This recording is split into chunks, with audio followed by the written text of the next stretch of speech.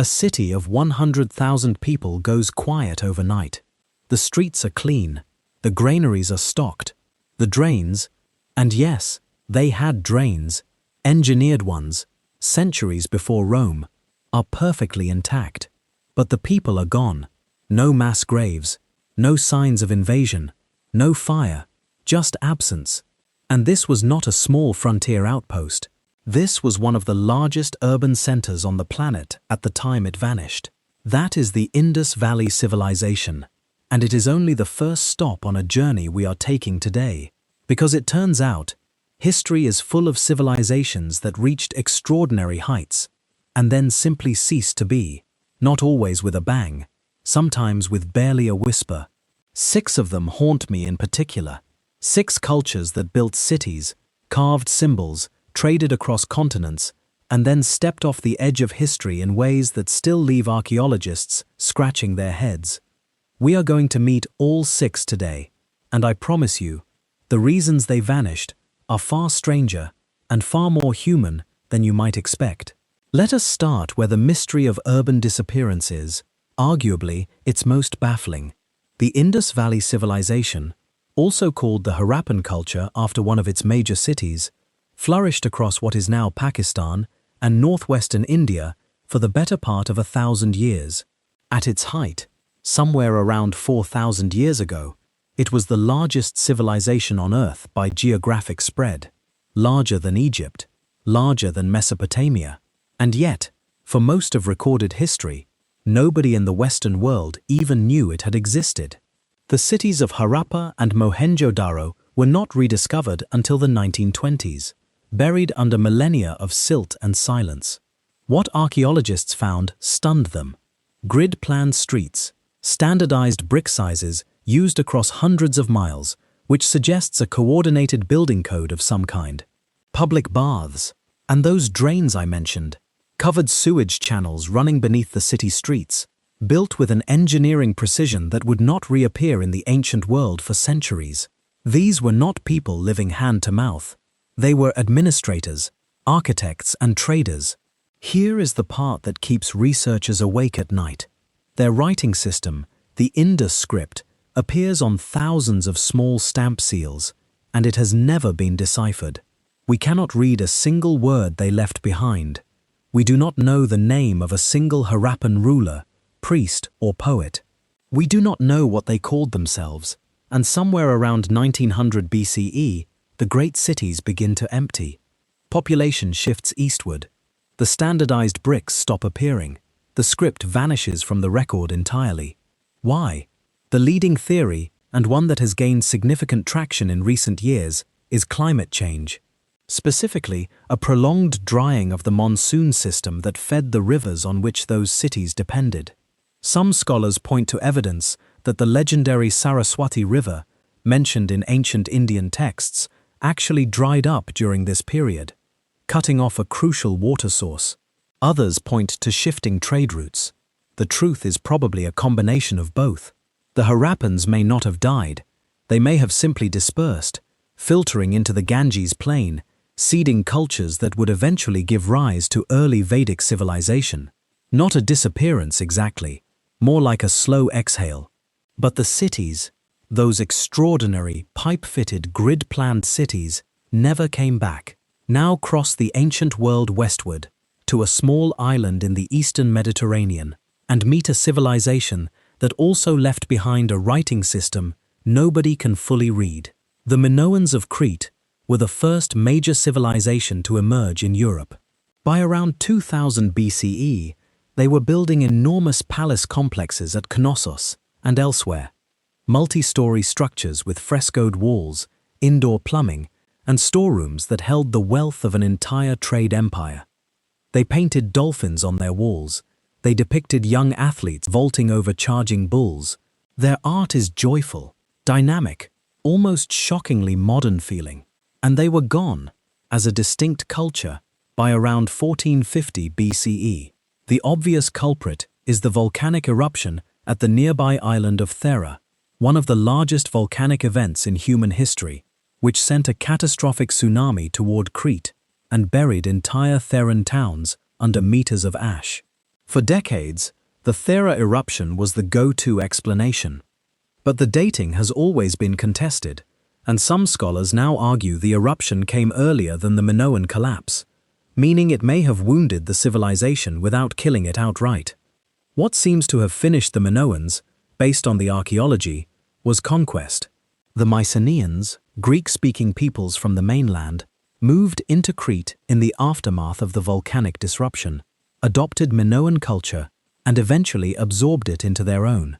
The Minoan writing system, called Linear A, gave way to the Mycenaean Linear B. Linear B we can read. Linear A, the older Minoan script, remains undeciphered to this day. The Minoans, in a sense, are still keeping their secrets. What language did they speak? Where did they originally come from? The genetics research that has emerged in recent years suggests they were a distinct population, not closely related to later Greek peoples. They rose from somewhere deep in prehistory, built something remarkable, and then got swallowed by history, leaving frescoes of dolphins and leaping athletes as their only real testimony. Half a world away, on the eastern bank of the Mississippi River, in what is now southern Illinois, a city was being built at roughly the same historical moment Europe was entering its own dark age. Cahokia. At its peak, around 1100 CE, it may have housed as many as 20,000 people, which would have made it one of the largest cities in the world at the time, and almost certainly the largest settlement north of Mexico. The central mound at Cahokia, known today as Monk's Mound, is still there. It is larger at its base than the Great Pyramid of Giza, built entirely of earth, moved basket by human hands. Cahokia was a planned city. It had a central plaza, a ceremonial district, neighborhoods. It had a circle of massive wooden posts, sometimes called woodhenge, that appear to have functioned as a solar calendar. This was a sophisticated, stratified society, with a ruling class, a labor force, and a cosmological system complex enough to align its monuments with the movements of the sun. By around 1350 CE, Cahokia was largely abandoned. And here is what makes this one sting a little. We are not entirely sure why. Theories include severe flooding from the Mississippi, a prolonged drought that stressed the agricultural system, political unrest or factional violence, and the possibility that the sheer density of the urban population made it unsustainable.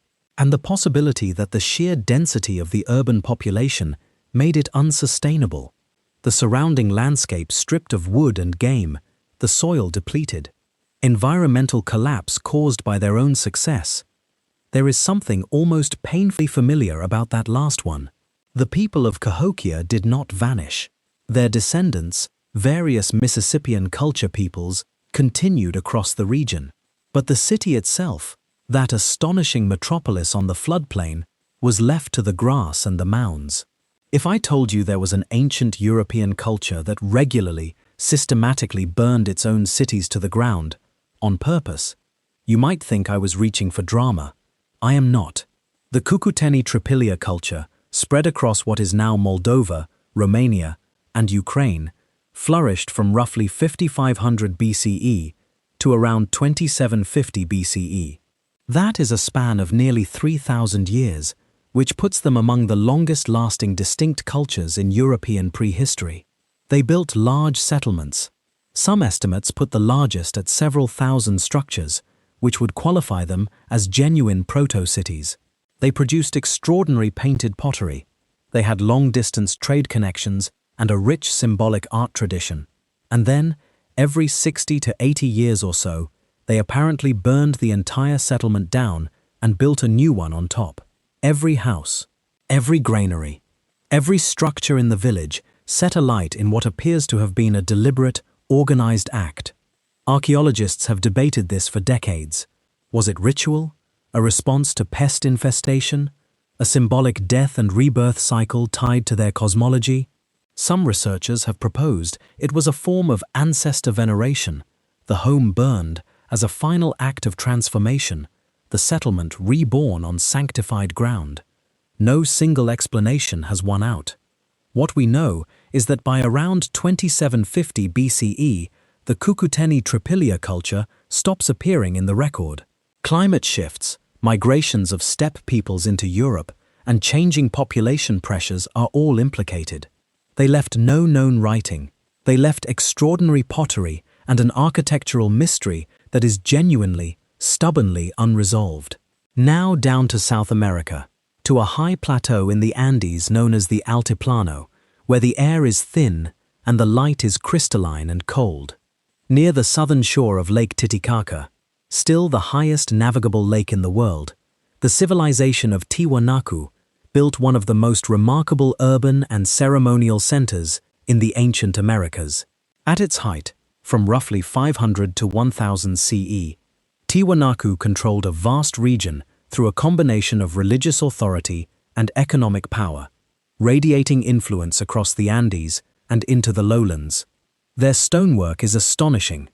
The Gateway of the Sun, a monolithic carved arch cut from a single block of andesite, weighs an estimated 10 tons. The precision of the stone fitting at Tiwanaku's core structures rivals anything produced in the ancient world. They developed raised field agriculture, an ingenious system of elevated planting beds surrounded by water channels that allowed them to farm at altitude in a climate that would otherwise have made large-scale food production nearly impossible.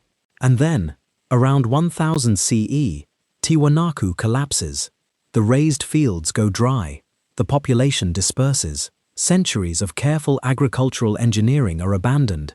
The archaeological and paleoclimatic evidence now points strongly to a prolonged and devastating drought, one that may have lasted for decades, possibly longer.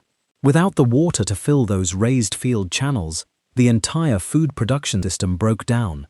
The religious and political authority of Tiwanaku was built on material success, and when the rains stopped, that authority crumbled.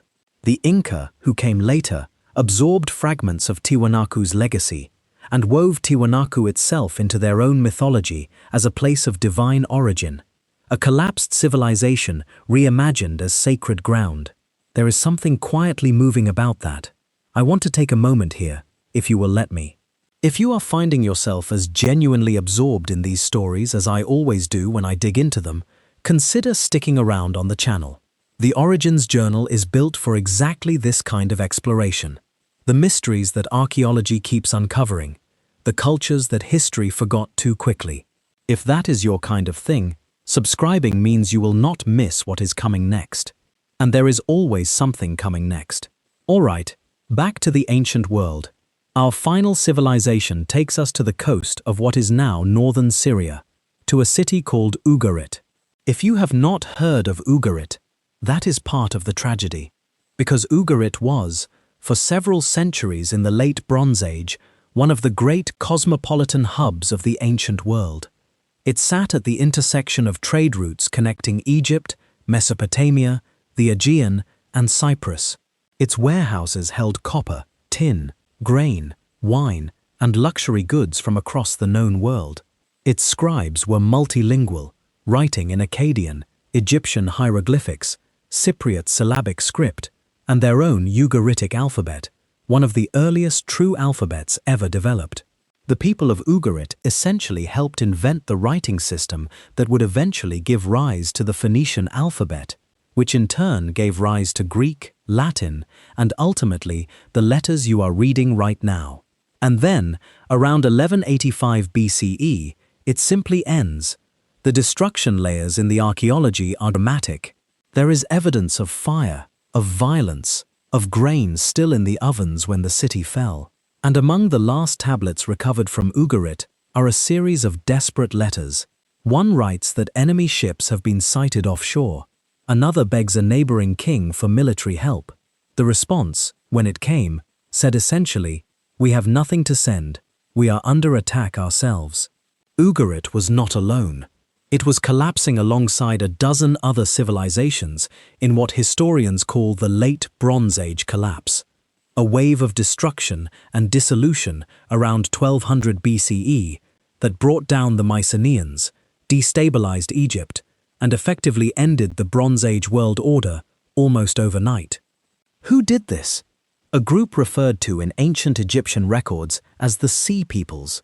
But that label is really an umbrella term for several different groups, and their true origins remain debated. Some scholars think they were displaced populations from the Aegean and Anatolia, themselves refugees from earlier disruptions. Climate data from the period suggests a prolonged drought hit the eastern Mediterranean hard. Trade networks collapsed. Grain supplies failed. When food runs short and the old order cannot deliver, empires tend to fracture, and then fracture some more. Ugarit never recovered. The city was never rebuilt. Its location was lost for centuries, until excavations in the 20th century began pulling its letters, its alphabets, and its desperate final messages out of the ground. 6 civilizations, 6 disappearances, and looking across all of them together, a pattern quietly emerges. Climate and drought appear in nearly every story. The Harappan rivers drying up, Tiwanaku's fields going brown, the late Bronze Age drought that helped trigger the collapse of half a dozen cultures at once. Environmental pressure is a thread that runs through ancient history with an insistence that is hard to ignore. But it is almost never the only thread. Political fracture, migration and invasion, the collapse of trade networks, and sometimes what looks like sheer institutional exhaustion. Civilizations that simply got too complex, too specialized, too dependent on conditions that could not hold. The Cucuteni Tripilia burned their cities on purpose. The Cahokians may have consumed their own landscape. Complexity has a way of becoming fragility if you are not careful. And then there is the silence, the undeciphered scripts of the Harappans and the Minoans. The absence of any written record from Cahokia or Cucuteni Tripilia. We have their bones, their pottery, their monuments, their drainage systems, but we do not have their voices. We cannot ask them what went wrong. We can only read the ground and guess. I find that humbling, not in a despairing way, in an honest way. These were real people. They worried about harvests and argued about politics and loved their children and, occasionally, burned their entire city down for reasons that still make perfect sense to them and almost none to us. They were fully human, all the way through, and the fact that they could build something as extraordinary as Mohenjo-Daro or Cahokia or Ugarit, and that those things could still vanish, tells us something important about the nature of civilization itself. It is always more fragile than it looks from the inside. Now, I want to hear from you. Of these 6, which disappearance do you find the most haunting? Mine shifts every time I dig back in. There is something about the last letters from Ugarit that never quite leaves me. But tell me yours in the comments. And if you want to keep following these threads, the lost cities, the undeciphered scripts, the civilizations that history forgot, our next journey takes us into the world of ancient maps that seem to show coastlines no one should have known about. That one will keep you up at night, I promise. If the origins of human civilization are your kind of mystery, welcome home. Subscribe to the Origins Journal and let us keep digging together.